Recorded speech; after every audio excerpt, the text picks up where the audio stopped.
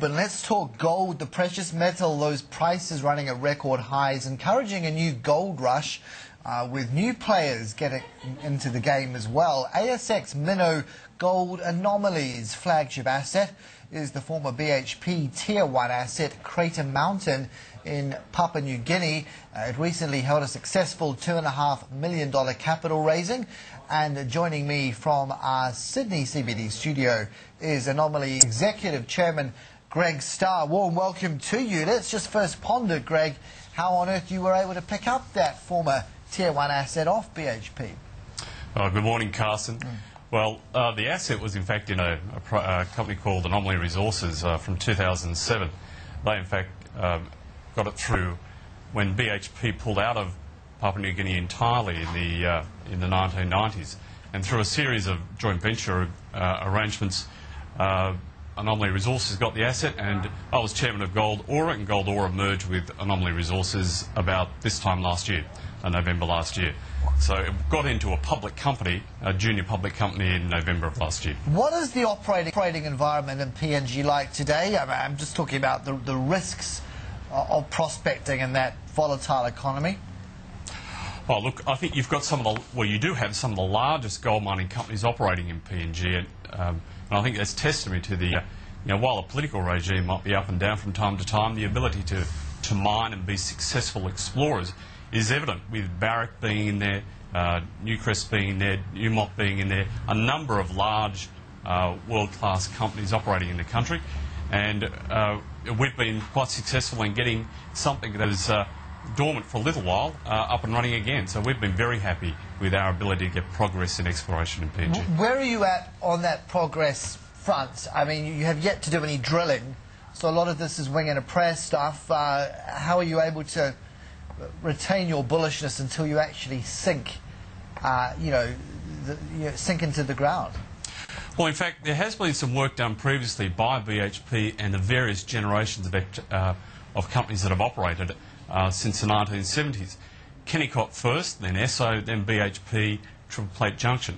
And in fact, there were some 16 holes that have been put in over them, representing about 4,000 metres of drilling. And through that historical exploration work, a conceptual model was put together, and it's a conceptual model that we're testing at the moment, that we certainly believe that there's opportunity going forward. One of the things about this project, it was difficult to identify easily. It doesn't outcrop well, it's covered by volcanic ash, and it's only through the experience of people like Peter McNabb, the Executive Director of Gold Anomaly, who's found over 100 million ounces in PNG during his professional career, that he's identified this and sees the opportunity immediately in front of us. What sort of time frame are you putting on it, though, realistically for investors to shift into production? Well, the first thing to do is identify what size it might be. We certainly think that it is analogous with other large deposits in the region, Wafi in particular, which is a 6.5 million ounce deposit. We don't know what the size will be right now. That's what the drilling is going to identify. So once we get a better perspective of what size might be, then we can start considering what the large-scale operating environment might be.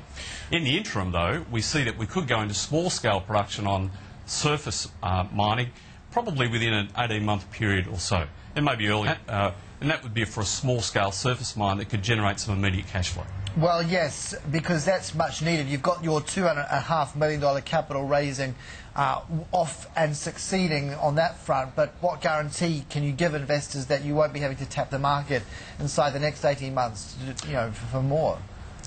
Well, if we've got tremendous success with our exploration, and I think shareholders will be pushing for us to go further. So there'll be a combination of what success we get out of the exploration, but we will, as I say, get a cash flow from not only starting up a project in PNG on Crater Mountain, but we also have a project in Brazil, which we expect to commence production by the end of this year, and that will generate a cash flow for the company as well. And as far as prices are looking on the global, punching through 1,400 an ounce this week, what's the next level you're targeting? Always hard to say. Interesting in the news just earlier saying that the valuation in the US dollar, well, certainly that'll drive the price higher, and the greater uncertainty will drive that price higher as well. We're only talking a few years ago what would happen if it gets to 400. Now it's 1,400. I certainly think that there's not an immediate turnaround in the US which would then generate a higher gold price going forward. We do appreciate your insights. Thank you so much for coming on and sharing us some of those yourself. Many thanks, Executive Chairman Greg Starr. No problem, thank you. Anomalies Executive Chairman there for you. Let's move on.